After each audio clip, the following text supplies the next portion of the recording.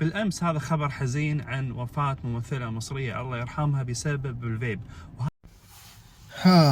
எல்லாமே டெவலப் ஆகும்போது மரணமும் கூட சேர்ந்து டெவலப் ஆகுது.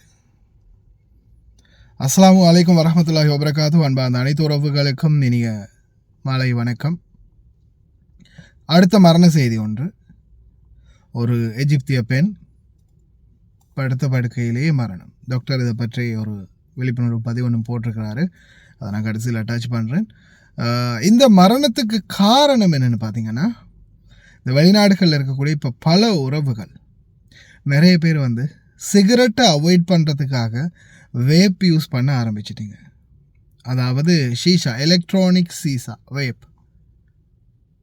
அதில் இப்போ நிறைய பல ஃப்ளேவர்கள் வருது. ஸ்ட்ராபெரி அது இதுன்னு ஊறுப்பட்ட ஃப்ளேவர், ஊறுப்பட்ட இப்போ நிறையவே அந்த வேப் ஐட்டங்களில் நிறையவே இப்போ சிகரெட் கடைகளில் கூட தனியாக வேப்புக்குன்னு தனியாக ஒரு ட்ராக்கே இப்போ வச்சுருக்காங்க. இப்போ வேப்புக்குன்னு தனியாக கடைகளே திறந்துட்டாங்க.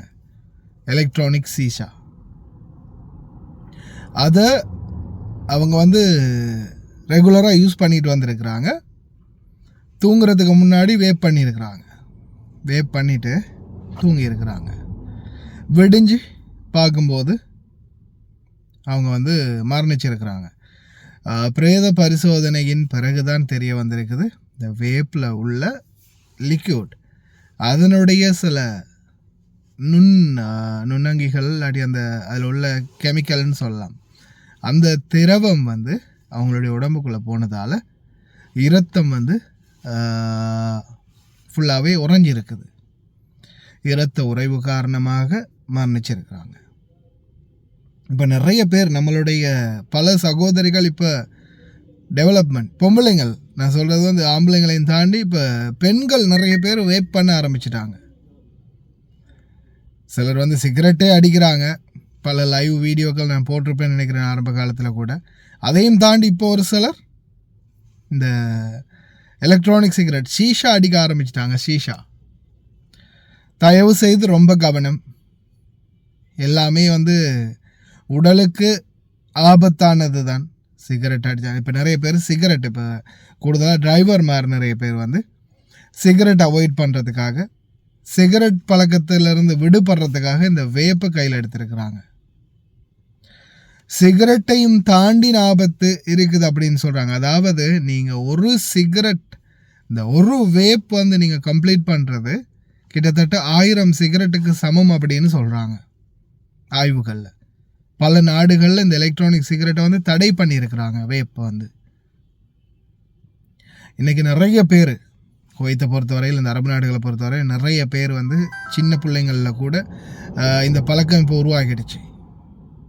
அதே மாதிரி சிலர் சில வீடுகளில் சிகரெட் அல்லது இந்த வேப் சாதாரணமாக 18 வயது குறைந்தவர்கள் அதை யூஸ் பண்ணவே கூடாது. சரியா? இன்னொரு முக்கியமான விடயத்தை சொல்கிறேன், தயவு செய்து கொஞ்சம் ஸ்கிப் பண்ண நமக்கு கேளுங்க. டிரைவர்கள் என்னென்னு பார்த்தீங்கன்னா, சில வீடுகளில் சின்ன பசங்க யூஸ் பண்ணுவாங்க. சரியா? ஆனால் அது அவங்களால வாங்க முடியாது இல்லையா? இதுக்கு வாங்கி கொடுக்கறது பார்த்திங்கன்னா இவங்களுக்கு டிரைவர் மாதிரி, சில டிரைவர் மாதிரி இந்த வேப்பு வாங்கி கொடுக்குறது, சிகரெட் வேப் இந்த மாதிரியான பொருட்களை சில டிரைவர் மாதிரி வாங்கி கொடுக்குறாங்க. நான் என்னுடைய கண்ணாலையும் பார்த்துருக்கிறேன், ஒரு சிலர் சொல்லியும் கேட்டிருக்கிறேன். நம்மளுக்கு தான் வாங்கி கொடுக்க சொல்லுவானுங்க, நாம் தான் வாங்கி கொடுக்கணும் அப்படின்ற மாதிரி. ஆனால் தயவு செய்து இந்த மாதிரி வேலைகள் பார்க்காதீங்க. ஒருவேளை யோசித்து பாருங்கள், இந்த மாதிரியான ஒரு சம்பவம், இறைவன் பாதுகாக்கணும், யாருக்கும் எந்த ஒரு பிரச்சனையும் இல்லாமல், ஒரு வேளை இந்த மாதிரி ஒரு வேப் பாவிச்சதால் ஒரு நோய்வாய்ப்பட்டோ அல்லது மரணமோ இல்லை வேறு ஏதாவது ஒரு ஆபத்தான சூழலோ ஏற்பட்டுடுச்சு, ஒரு வேளை ஹாஸ்பிட்டலில் அட்மிட் பண்ணியிருக்கிறாங்க. இது சம்பந்தமான விசாரணைகளை மேற்கொள்ளும் போது கடைசியில் இதை யார் வாங்கி கொடுத்தது, எப்படி சின்ன பிள்ளைக்கு இது கொடுப்பாங்க, இது எங்கே விற்றுருக்குறாங்க, என்ன டீட்டெயில்ஸ் ஏதுன்னு தேடி பார்க்கும்போது கடைசியில் இதை வாங்கி கொடுத்தது வீட்டு டிரைவர் தான் அப்படின்றது ஸ்பான்சருக்கு தெரிய வந்தா, அதாவது கஃபீலுக்கு தெரிய வந்தா, யோசிச்சு பாருங்கள் என்ன ஆகுமென்னு. உங்கள் கஃபீல் இதை ஏன் நீ வாங்கி கொடுத்த அப்படின்னு கேட்டால், ஏன் நீ என்கிட்ட சொல்லலை அப்படின்னு கேட்டால் அதுக்கு உங்களுடைய பதில் என்ன? அவங்கள்ட்ட இருந்து தப்பிக்க முடியுமா? ஒரு வேளை இது வந்து சுகாதார அமைச்சகத்தால் இந்த கேஸை வந்து டீல் பண்ணினாங்கன்னா, ஏன்னா ஒரு 18 வயதுக்கு குறைந்த ஒரு குழந்தைக்கு எப்படி இதை விற்க முடியும் அப்படின்ற ரீதியில் 21 வயது இல்லையா, ஸ்மோக்கிங் ஐட்டம் வந்து 21 வயது, 18 இல்லை 21 வயதுக்கு கீழ்பட்டவங்களுக்கு விற்கக்கூடாது. அப்போ ஒரு வேளை இதை வந்து சுகாதார அமைச்சமே இந்த கேஸை டைரெக்டாக டீல் பண்ணுறாங்க அப்படின்ற போது விசாரணையில் இப்படி டிரைவர் தான் அப்படின்னு தெரிய வந்துச்சுன்னா டைரெக்டாக உங்கள் மேலே தான் இந்த கேஸ் வந்து விழும். நீங்கள் எடுத்து கொடுத்ததுக்காக சொல்ல முடியாது, வருடக்கணக்கில் சிறை தண்டனை அனுபவிக்க வேண்டி வரலாம். அப்படி இல்லையா அபராதம் செலுத்த வேண்டி வரலாம். நிச்சயமாக சிறை தண்டனை கிடைக்கிறதுக்கு 100க்கு 100% வாய்ப்பு இருக்குது. அதனால் தயவு செய்து அன்பார்ந்த சகோதரர்களே, டிரைவர்களே, தயவு செய்து யார் என்ன சொன்னாலும் இந்த மாதிரி சில தடை செய்யப்பட்ட பொருட்களை வாங்கி கொடுக்காதீங்க. அதே மாதிரி தான் இன்னும் சில பொருட்கள், சிலர் வந்து போதைப் பொருள்லேருந்து சாராயம் வரைக்கும் நாங்கள் கொண்டு போய் கொடுக்குறோம், என்ன செய்கிறது, எங்களுக்கு பயமாக இருக்குது, இருந்தாலும் செய்யதானே வேணும், சம்பளம் கொடுக்குறாங்க, இல்லைன்னா இது செய்யலைன்னு சொன்னால் பிரச்சனை பண்ணுறாங்க அப்படின்ற மாதிரியும் சிலர் சொல்கிறீங்க. உங்களை ஆபத்தான வேலைகள் செய்ய சொல்கிறாங்கன்னா உடனடியாக நீங்கள் அதுக்கு அவங்களுக்கு எதிராக சட்ட நடவடிக்கை எடுக்கலாம் அப்படின்றதை ஞாபகத்தில் வச்சுக்கோங்க. உடனே எம்பசிக்கு அறிவிக்கலாம், போலீஸுக்கு அறிவிக்கலாம். உங்களுடைய ப்ரொடெக்ஷனோடு சேர்த்து நீங்கள் உங்களுடைய பாதுகாப்பையும் உறுதிப்படுத்தி கொண்டு அந்த இடத்துல இருந்து வெளியாகிறதுக்கான வாய்ப்புகள் நிறையவே இருக்குது. இந்த மாதிரியான சூழலில் தயவு செய்து ஆபத்தான விடயங்கள்லேருந்து தவிர்த்துக்கோங்க. எக்காரணத்தை கொண்டு ஆபத்தான எந்த ஒரு பொருட்களையும் வேணாம், தயவு செய்து வேணாம். எல்லாம் வளர்வன் அனைவரையும் பாதுகாக்கட்டும். இந்த டாக்டருடைய அவேர்னஸ் வீடியோவும் இருக்குது, அதையும் பாருங்கள்.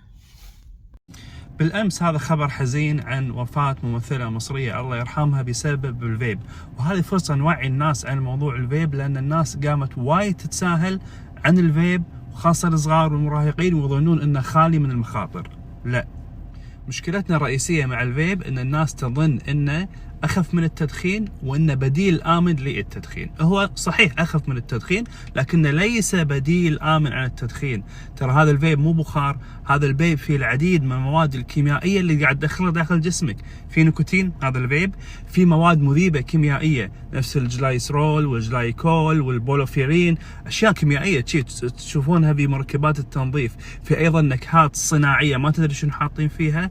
وأخيرا بعض الدراسات تقول ان هذا الفيب قاعد يدخل مواد ثقيله نفس النيكل والرصاص الى داخل جسمك. وعندنا مشكلتين كبيرتين مع الفيب خليني اقول لكم عنها. اول مشكله ان ادمانه سريع جدا وخاصه للصغار. ليش؟ لانه يوصل النيكوتين بسرعه مع الفليفر مع هذه المواد، فالمخ يدمن عليه. ورقم 2 وهذه انتبهوا عليها، تاثير الفيب فجأة ويصادم من دون مقدمات. اوكي السجاير يعطي ضرر ببطء، لكن الفيب وانت ما فيك شيء، انت انسان صحي وصغير، فجأة يحوشك التهاب الرئة، ماي بالرئة، عناية مركزة، ثم وفاة لا قدر الله. فانتبهوا، هذا الفيب مو آمن.